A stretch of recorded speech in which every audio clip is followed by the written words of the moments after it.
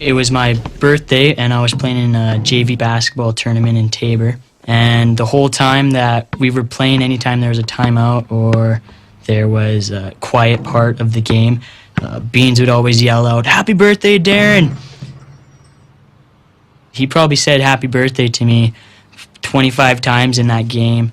Beans always made me feel good. There's nothing about Beans that ever made me feel bad about myself or mad or sad.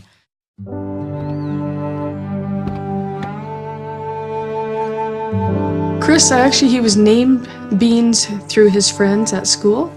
I always called him Chris myself. Beans, he was one of those guys that everyone loved. He would find people who weren't in this group of friends and weren't necessarily in any group of friends, and he would go and he would befriend them. Chris was the most selfless person I've ever met.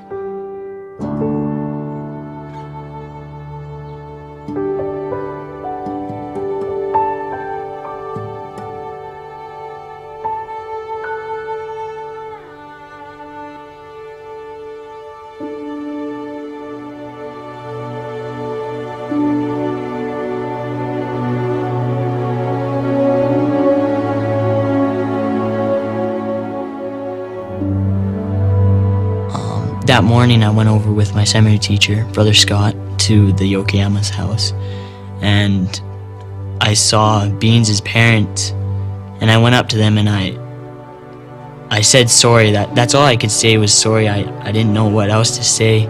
For Darren, it wasn't physical. It was the anguish of losing a friend and knowing that another friend was hurt. That really hurt Darren. I continued to wonder and ponder what happened and actually wonder if Heavenly Father knew who I was and if he was actually there. It didn't make sense to me how I was the driver and Beans had passed away and Chris was in critical condition in Calgary, and I walked home that night. I was lost, I was confused, I was mad, I was angry, I was all these feelings. And I wanted answers now. I didn't want to wait. And Heavenly Father doesn't work that way, I've learned. He does it in different ways. The next Monday, there was well over 250 kids that came through the door of the seminary. It was hard to watch kids struggle and cry, but it was comforting to see them turn to the Lord for that comfort rather than just seeking out friends. And there was a whole bunch of people there, and not one person to me ever said it's your fault or anything like that. I could feel the love, I could feel the spirit, and I knew Beans was okay at that time, and that he didn't want us to be upset, that he was happy and he wanted us to carry on and be missionaries here on earth. At that time I also learned that Heavenly Father knows who I am, knows who each of us are, and that he knows that if we have faith that we can conquer anything, and that he doesn't give us a trial that we can't overcome. Ask God for help.